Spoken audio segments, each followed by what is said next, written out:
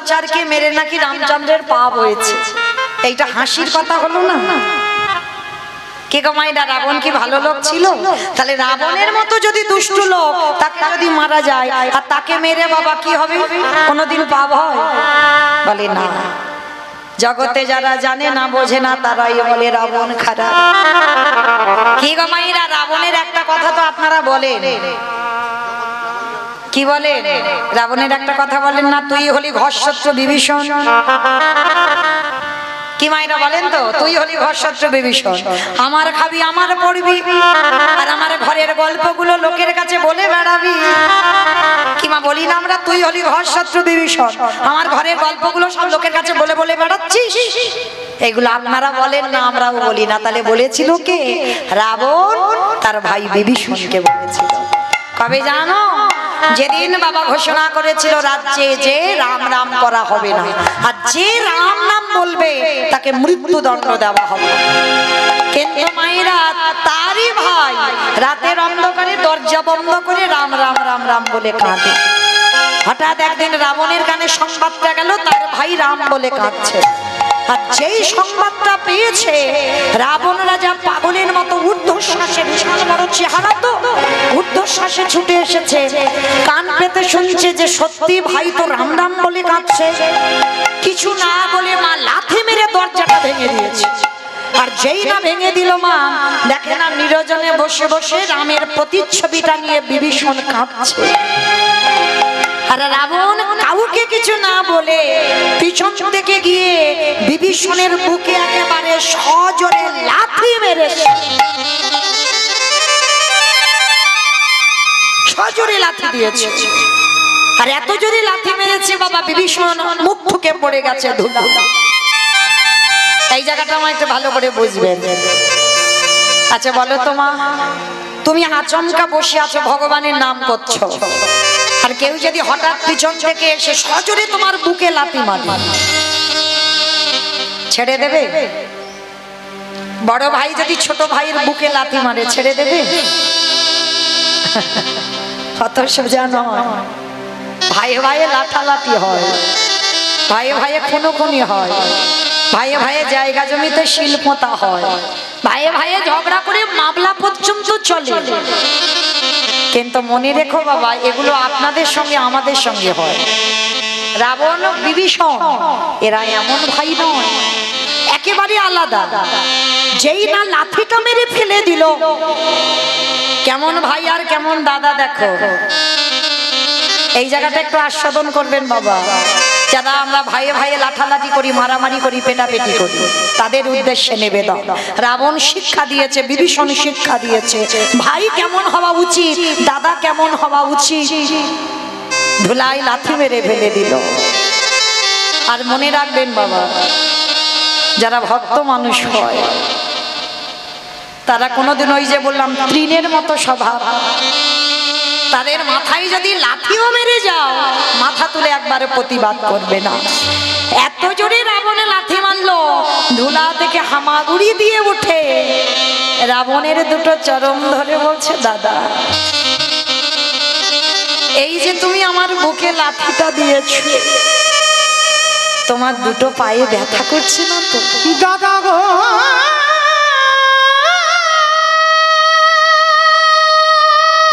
দূর হয়ে যা, ঘরশত্রু বিভীষণ, বেরিয়ে যা, এক্ষুনি বেরিয়ে যা।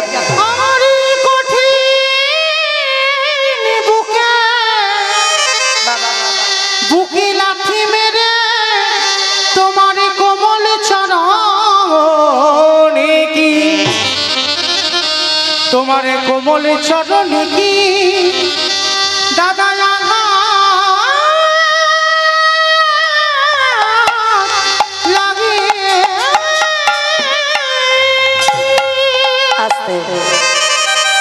ভক্ত চরণে আমার একটা নিবেদন। আমার দিদি ভাইরা আসছে আপনাদের মতো ভক্ত চরণে একটু ভিক্ষার আঁচল নিয়ে। আমার দিদি ভাইদের হয়ে আপনাদের চরণে আমার একটা নিবেদন। যার যেমন ক্ষমতা আছে, যার যেমন সামর্থ্য আছে, কোনো চাপিয়ে দেবার ব্যাপার নয়। ভগবানের নামে, ভগবৎ সেবায় এখানে তো জগন্নাথ নিশ্চয়ই 9টা দিন প্রসাদ পাবে। এই যে জগন্নাথের মূর্তি দর্শন করলেন, যেই জগন্নাথ সেই কৃষ্ণ। তো যখন সাক্ষাতে দর্শন করেছেন, আমরা জগন্নাথ ধাম পুরী ধাম উড়িষ্যায় যেতে না পারি, অন্তত এখানে বসে আমার জগন্নাথের চরণে আপনারা প্রত্যেকে কিছু না কিছু দান করবেন। আপনাদের দান নিয়ে যেন আমার ভগবানের সেবার কাজে লেগে যায়। কারণ মায়েরা প্রত্যেকে তো ঘরে ঘরে আমরা সেবা দিতে পারি না, হরিনাম যজ্ঞের আয়োজন করতে পারি না। তো এখানেও যদি দেওয়া যায় তাহলে এটাও আমাদের ভব পারাপারের সম্বল হয়ে দাঁড়ায়। কারণ ব্যাংকে জমাতে গেলে মা নমিনও লাগে, কিন্তু আমার এই গৌরহরির ব্যাংকে, আমার জগন্নাথের ব্যাংকে যদি কিছু কেউ দেয়, এর কোনো নমিনও নয়, এর নমিনও তোমার ভগবান তোমার পাশে ঢাল হয়ে দাঁড়ায়। শেষের দিনে তুমি ওই 1 টাকার বিনিময়ে 1 লাখ টাকা যে কোথা থেকে পাবে তুমি নিজে কল্পনাও করতে পারবে না। তো যাই হোক, সবার চরণে আমার নিবেদন, প্রত্যেকে যারা যারা আছেন, যারা যারা বসেছেন, ভক্তবৃন্দ সবাই যার যেমন ক্ষমতা আছে প্রত্যেকে কিছু না কিছু আমার ভক্তের আঁচলে অবশ্যই করে দেবেন। প্রেম সে বলো নিতাই গৌর প্রেমানন্দে হরি বল হরি বল। কারণ ভিক্ষা না হলে সেবা হবে না, ভিক্ষাটা অবশ্যই করতে হবে। ওই জন্য প্রত্যেকে ভিক্ষার আঁচলে দেবেন, এটা নিয়ম। হরিনাম শুনতে এসেছেন, শুধু হাতে শুনতে নেই, ভগবত সেবায় কিছু দিয়ে শুনতে হয়। তো চলেন, যেই না বাবা বিভীষণের লাঠিটা দিয়েছে,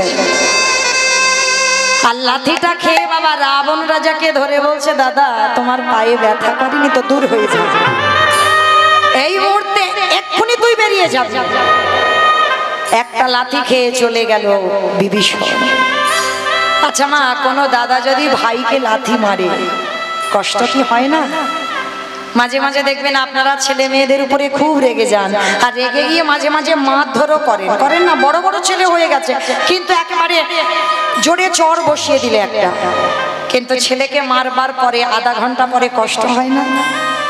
যে বাবা মা মারে সেই বাবা মা আবার ছেলের পিঠে তেল দেয়, তাই না মা? এত জোরে হয়তো মেরেছে, দাগ বসে গেছে, আবার সন্ধ্যেবেলা আসতে পিঠে তেল দিয়ে দিল।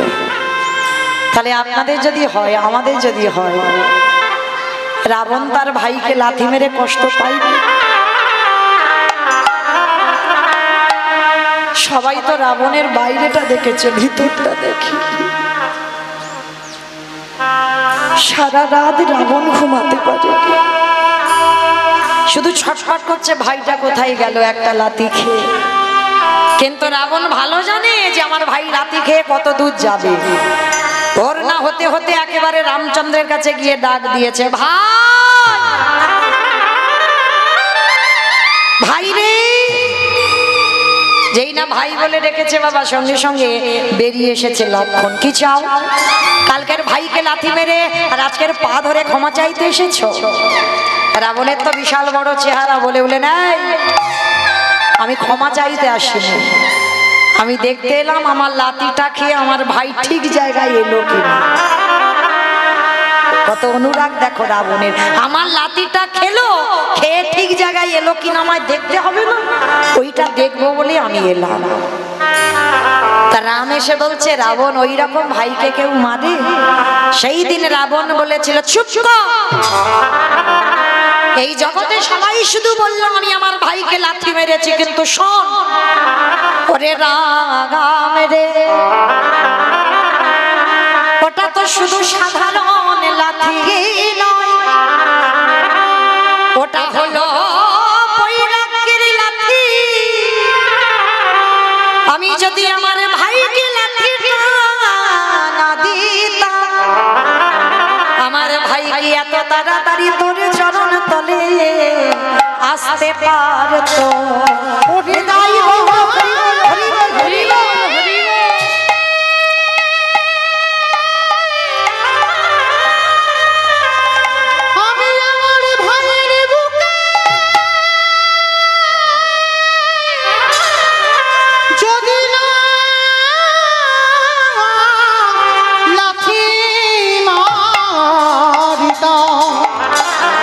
তবে কি এত তাড়াতাড়ি আমার ভাই তোর চরণে আসিতে পারতো? এইবার যেই না বাবা আমার রাবণ রাজা বলছে, শোনো না, ওই লাঠিটা হলো বৈরাগ্যের লাঠি। আমি লাঠি মেরেছি বলে আমার ভাই তোমার চরণে এসেছে, আর এই লাঠিটা মেরে কলির জীবকে আমি একটা শিক্ষা দিলাম। ওরে কলির জ্ঞানন্ধজি, মাইরা তত্ত্বটা কি বুঝছো? সবাইকে একদিনে লাঠি ঝাঁটা খেতে হবে, কি মাইরা খেতে হবে না? আজ আমরা দাঁড়াতে পারছি, রোজগার করতে পারছি, দু হাত ভরে ব্যাগ ধরে বাজার করে সংসারে দিতে পারছ, চাকরির পেনশনের টাকা তুলে দাও, তাই সংসারে তোমায় ভালোবাসে, কদর যত্ন করে।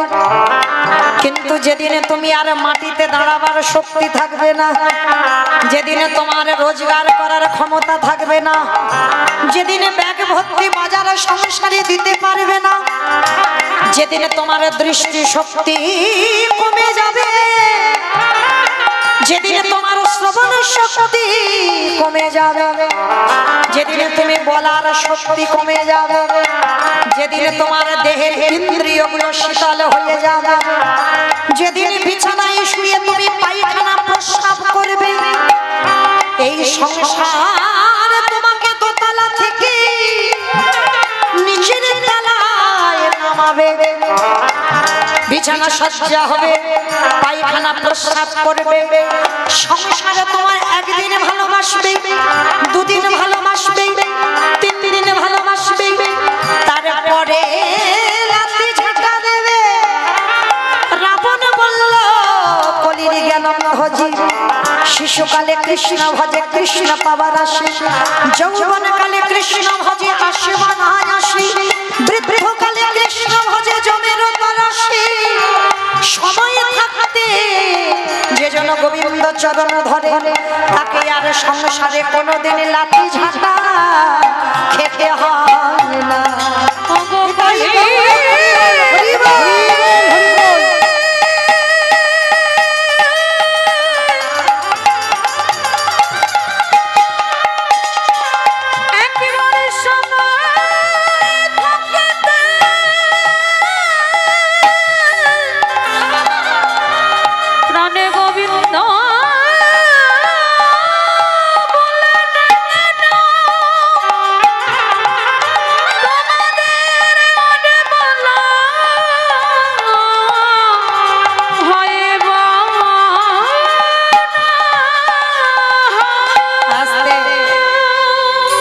সেই রাবণকে মারল কে? রঘুপতি রামচন্দ্র। আর রাবণকে মেরে রামচন্দ্রের পাপ হলো, সর্বশরীরটা পাপী। সেই পাপ ধুচ্ছে কবে? মহাভারতে যুধিষ্ঠির রাজস্বই যজ্ঞে। আমাইরা যেখানে গিয়েছিলাম আবার ঘুরে ফিরে সেখানে চলে এলাম, মনে পড়ছে তো? বেশ, চলো আবার এখান থেকে যাই। তাহলে রামচন্দ্র পাপ করেছিল, সেই পাপ ধোয়ার জন্য কৃষ্ণাবতারে সাধুগুরু বৈষ্ণবদের চরণ ধোয়াতে হচ্ছে। তাহলে কি শিখলাম এইটুকু শুনে? যারা যারা প্রকৃত মন দিয়ে শুনছেন, আমরা কি শিখলাম জানো? প্রকৃত যদি আমরা কেউ অপরাধ করে ফেলি, অন্যায় করে ফেলি, মানুষ মাত্রে পাপ করি, যদি সাধুগুরু বৈষ্ণব দেখতে পান তার চরণ যুগল ধৌত করান, তাও যদি না পারেন বৈষ্ণবদের একটু পাতা পরিষ্কার করেন, তাও যদি না পারেন বৈষ্ণবদের একটু প্রসাদ নিয়ে গায়ে মেখে নেন। আর যদি নিতে পেরেছেন, কোটি কোটি জন্মের অপরাধ থেকে আপনারা আমরা মুক্তি পাবো পাবো পাবো। নিতাই গৌর প্রেমানন্দে হরি বল হরি বল। তোমাইরা ভগবান যজ্ঞের দরজায় দাঁড়িয়েছে, অগ্নিদেব, পবনদেব, বরুণদেব, ইন্দ্র, ইন্দ্রাণী, ব্রহ্মা, সাবিত্রী সব পরপর লাইনে আছে। কৃষ্ণ একে একে আসে, পা ধোয়াই যজ্ঞের ভিতরে ঢোকায়। এমন সময় জগজ্জননী মা দুর্গা আমার বাবা ভোলানাথকে বলছে, প্রাণনা আর দেরি নয়, চলো কৃষ্ণ পা ধোয়াবে, পা দুটো ভালো করে একটু ধুইয়ে নি। বাবা ভোলানাথ হেসে বলছে, পার্বতী তোমার কি মাথা খারাপ? কৃষ্ণ পা ধোয়াবে আর আমাদের মতো পাপীর পা দুটো বাড়িয়ে দেবো? শোনো, তোমার যদি এত ধোয়াবার ইচ্ছা হয় তা তুমি লাইনে দাঁড়াও। তা পার্বতীকে লাইনে রেখে বাবা ভোলানাথ বেলাইনে চলে গেছে। আর আড়ালে গিয়ে কি করেছে জানো? ভোলানাথ যাতে কৃষ্ণের চোখে ধুলো দিয়ে যজ্ঞে যাবে, ভোলানাথ আড়ালে গিয়ে একটা কুকুর হয়ে গেছে। ভোলানাথ বৈষ্ণব একটা কুকুর হয়েছে, মনে মনে চিন্তা করছে এইবার কুকুরটা হয়েছে কৃষ্ণের চোখে ধুলো দিয়ে যজ্ঞে যাবে। তাই এবার কৃষ্ণ তো হেড হয়ে পা ধোবাচ্ছে, আর পিছন থেকে ভোলানাথ এক পা দুপা করে আসছে, কৃষ্ণের ওই পায়ের ফাঁক দিয়ে গলে যাবে। সবাইরা ভগবান তো চালাক কম নয়, ওর কি শুধু দেখছো বড় বড় গোল গোল ওই দুটো চোখ, ও দেখতে মনে হচ্ছে ওইটুকু ছেলে, কিন্তু ফোল্ডিং ছাতা। ফোল্ডিং ছাতা দেখেছো তো? দেখবেন বাবা গুছিয়ে নিয়ে ছোট মতো হয়ে যায়, কিন্তু খুলে দিলে বড় ছাতা। তা ও দেখতে ওইটুকু, কিন্তু ওইটুকু নয়, দেখতে মনে হচ্ছে গোল গোল দুটো চোখ, কিন্তু দুটো চোখ নয়। এই যে কে কীর্তন শুনছে, কে শুনছে না, কে হেসে যাচ্ছে, কে গল্প করছে, আর কে বসে বসে কিচ্ছু দেখতে পাচ্ছি না, কিন্তু যে বাঁকা করে বাঁকা হাতে কি গো ধুলো দিতে পারবে? সময় মতো ঠিক খাতা কলমে হিসাব করে পৌঁছে দেবে বাবা। তাই এবার কি করেছে ভগবান মনে মনে করছে, দেখেছো বেটা আমার চোখে ধুলো দেবে, বলে দেখাচ্ছি মজা তোমার, দাঁড়াও। এইবার কুকুর হয়ে এক পা দুপা করে আসছে, পায়ের মাঝখানটা ফাঁকা মতো দেখেছে, আর সবে ভোলানাথ মাথাটাকে আর যেই না দিয়েছে, ভগবান কি করেছে হাঁটু দুটো নিয়ে কুকুরের কানের কাছে চেপে, এইবার দেখ কেমন লাগে। আর যেই না কুকুরের কানে চেপে দিয়েছে, কুকুর কি করবে এবার? কেউ কেউ করবে না, বারবার বলছে কৃষ্ণ ছেড়ে দে, কৃষ্ণ ছেড়ে দে, কৃষ্ণ ছেড়ে দে। বলে ছাড়বো বলে ধরি না। হে বৈষ্ণব গোসাই, ও হে বৈষ্ণব গোসাই,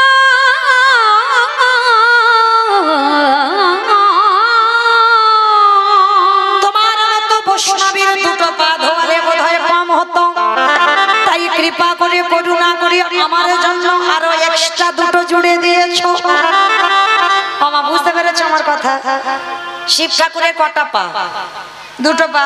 আর কুকুরের কটা পা? চারটে পা। তাহলে ভগবান কি বললেন, হে বৈষ্ণব তোমার মতো বৈষ্ণবের দুটো পা ধোয়ালে কম হতো, ওই জন্য তুমি আমার জন্য আরো এক্সট্রা দুটো জুড়ে চারটে করেছো। বলি দাহু দাও ছোট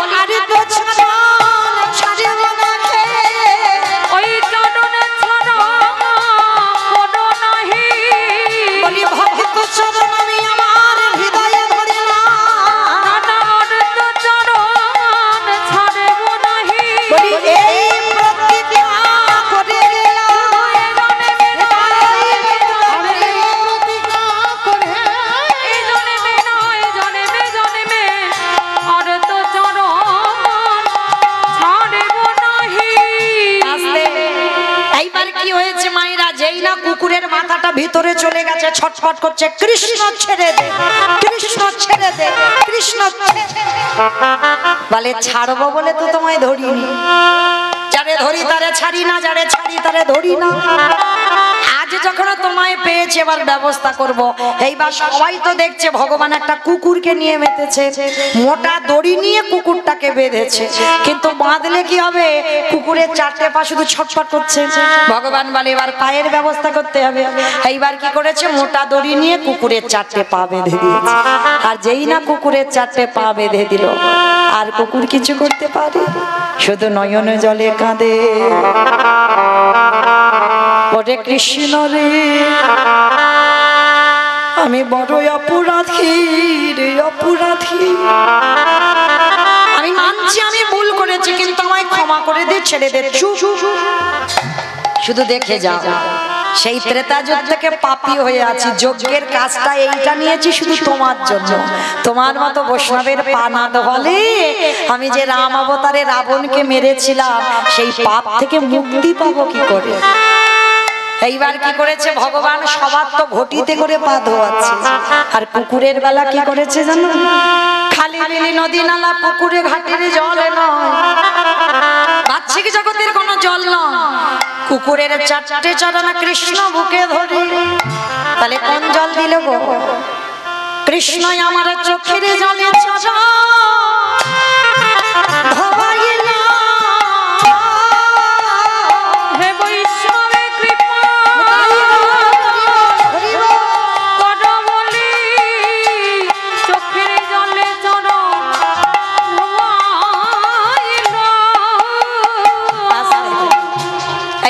সেই ভোলানাথ যেই না ভগবানের চোখের জলটা কুকুরের পায়ে পড়ছে, কুকুর বলেছিল কৃষ্ণ আমি কথা দিলাম আগত কলিকালে আমি আর এই শিবরূপ হয়ে যাব না। কি গো মাইরা মনে পড়ছে? যেখান থেকে এসেছিলাম আবার সেখানে ফিরে গেলাম। তাহলে প্রশ্নটা কি ছিল? সত্যতে শিব, প্রেতাতে শিব, দাপরে শিব, কলিতে শিব নয়। সেই নয় কথাটা জানবার জন্য একটু রামায়ণ মহাভারতে যেতে হলো। তাহলে সেদিন ভগবানের চরণ ছুঁয়ে প্রতিজ্ঞা করলো বাবা ভোলানাথ, কৃষ্ণ এই যে তোর চোখের জল আজকের আমার চরণে পড়লো, কেউ জানুক না জানুক আমি জানি তুই কে আর আমি কে। আমি কথা দিলাম আগত কলিকালে আমি শিব হব না, আমি হব অদ্বৈত আচার্য গোসাই। আর শোন, তুই আমার কৃষ্ণ হবি না, তুই হবি আমার নদিয়ার নিমাই চা। আমি 12 বৎসরে তুলসী ভাসিয়ে তোকে ডাকবো, আমি তোরে থেকে 52 বছরের বড় হব। আর বড় হয়েও যেদিন আমার ডাকে তুই নবদ্বীপে নামবি, আমার আর তোরে যখন মুখোমুখি সাক্ষাৎ হবে, এই রাজস্বয় যজ্ঞে যেমন তোর চোখের জলে কুকুরের পায়ে পড়লো, এই কুকুর অদ্বৈত হয়ে যেদিন তোকে ডাকবে, তুই আর আমি যেদিন মুখোমুখি হব, ওরে এমনি করে চাচা ধরিব তাই গৌর করিব।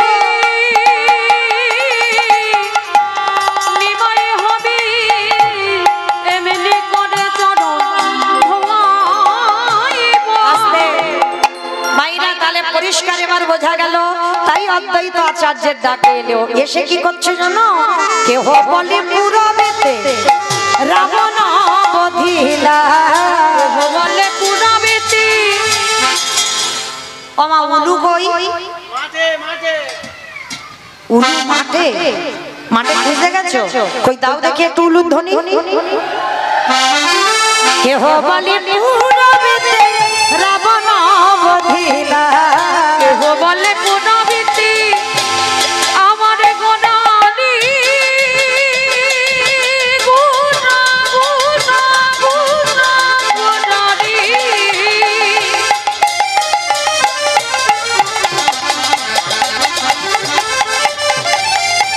গোনা গোনা গোনা গোনালি গোনা গোনালি।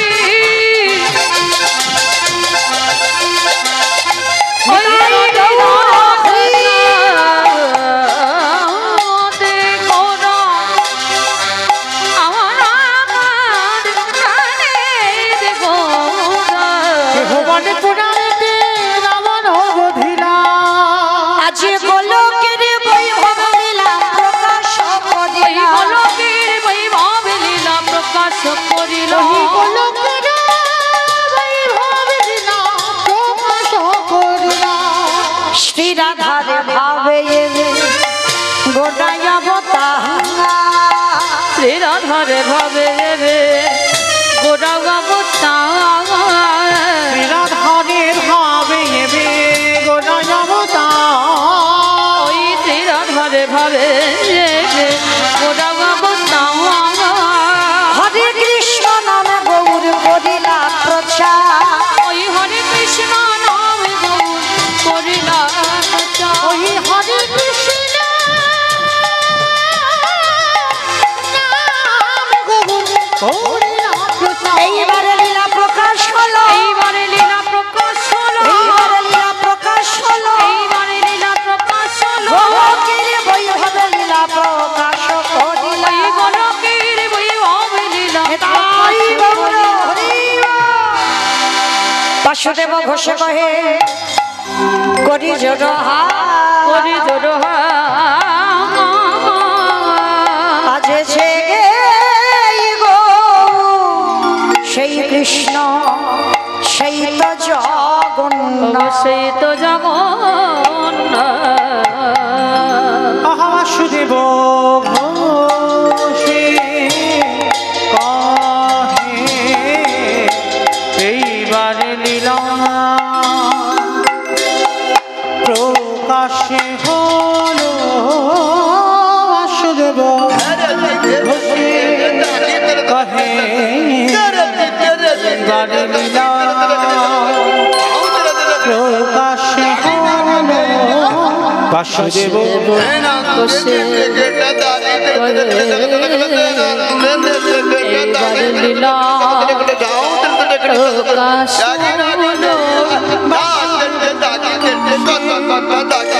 কহে বারে লীলা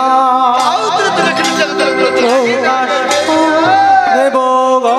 বসে কহে নিতাই গৌর প্রেমানন্দে হরি বল হরি বল হরি বল। ঘোষে কহে এইবার লীলা প্রকাশ হলো। বাসুদেব ঘোষে কহে এইবার লীলার প্রকাশ হলো।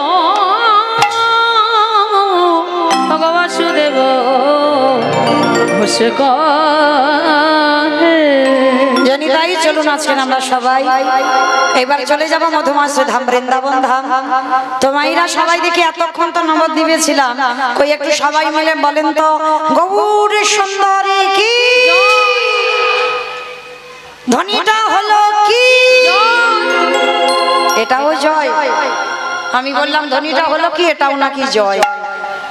এইটা জয় নয়, একটু প্রেম সে জয় দাও। মানে এত জোরে জয় দেবে, কত দূর যাবে?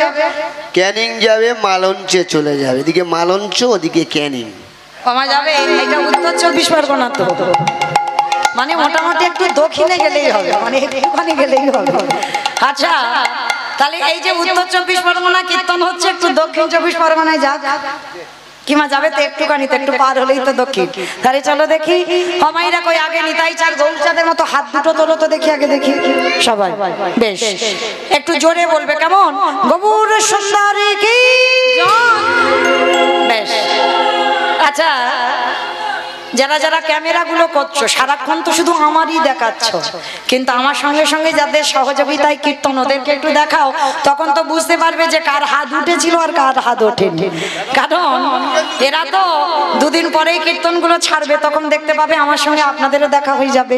কারণ বাড়ি বসেও আপনারা নিজেদেরকে দেখতে পাবেন। কই দেখি তোলো দেখি হাত। আর যারা ক্যামেরা করছো ওইদিকে একটু ঘোরাও। বেশ, দিব্যেন্দু একটু ওইদিকে দাও।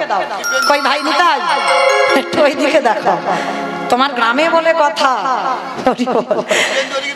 তো একসঙ্গে সবাই প্রত্যেকে বলেন গৌর সুন্দরী কি, নবদ্বীপ ধাম কি, সচির নন্দন কি, বিষ্ণু প্রিয়া কি, ভক্তবৃন্দ কি, হরিবাসন ধাম কি, সাধু গুরু বৈষ্ণব কি, আপন আপন গুরুচরণ কি, কমিটি ভাই সব কি, হরিনাম যজ্ঞ কি, আজকের আনন্দ কি, নিতাই গৌর প্রেমানন্দে।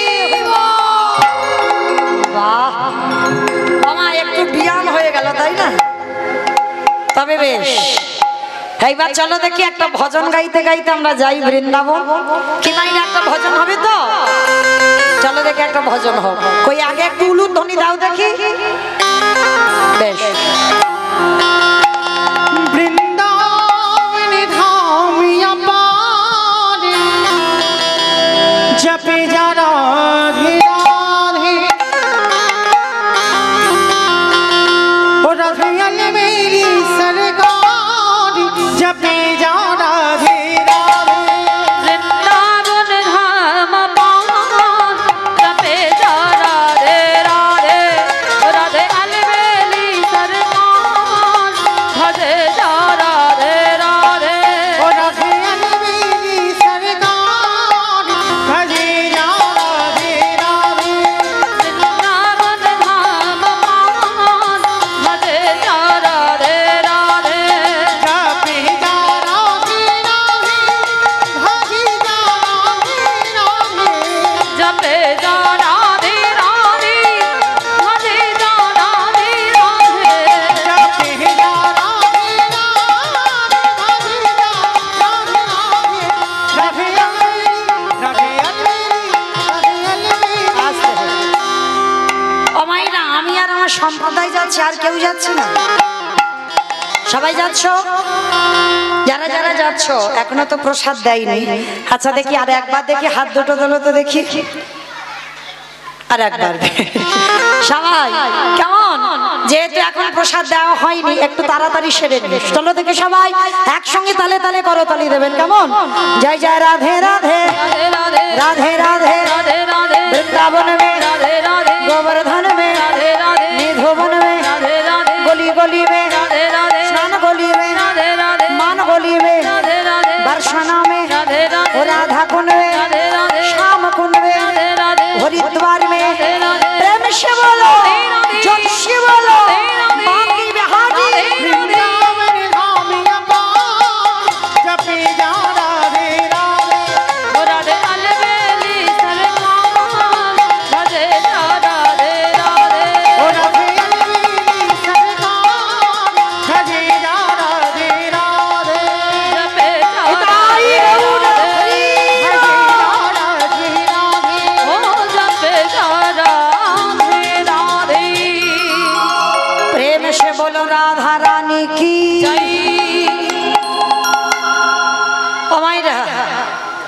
সরবেরিয়ায় কি শাশুড়ি বৌমাতে ঝগড়া টগড়া হয় না? প্রচুর হয়। ভাই এক দাদা ভাই বলেছে মানে প্রচুর হয়। আচ্ছা মা, আমার ডায়মন্ড হারবার এলাকায় হয়তো একটু বেশি হয়, কিন্তু হয়, কেউ বলতে পারবে না যে হয় না। তো যাদের যাদের ওই শাশুড়ি বৌমাতে ঝগড়া হয়, যে গলাটা বার হয় একটু বের করো তো দেখি, সবাই একটু জোরে বলো রাধা রানী কি। তার মানে ঝগড়া হয়। বৃন্দাবনেশ্বরী কি, যমুনা মাইয়া কি, নন্দগাম কি, উচ্চাগাম কি, বর্ষানাম কি, ভক্তবৃন্দ কি, হরিবাসর ধাম কি, সাধুগুরু বৈষ্ণব কি, আপন আপন গুরুচরণ কি, কমিটি ভাই সাহেব কি, হরিনাম যজ্ঞ কি, মহাপ্রসাদ কি, নিতাই গৌর প্রেমানন্দে। পৌঁছে গেলাম বৃন্দাবন। চলেন আজকে আমরা সবাই এই মধুময় ধাম বৃন্দাবনে গিয়ে আজকে আমরা আস্বাদন করব। বৃন্দাবনে ভগবান কৃষ্ণচন্দ্রের গুরুদেব ছিল, যে গুরুদেবের নাম ছিল শান্তিপন মুনি। আজকের আস্বাদন করব এই শান্তিপন মুনির অতিথি সেবা।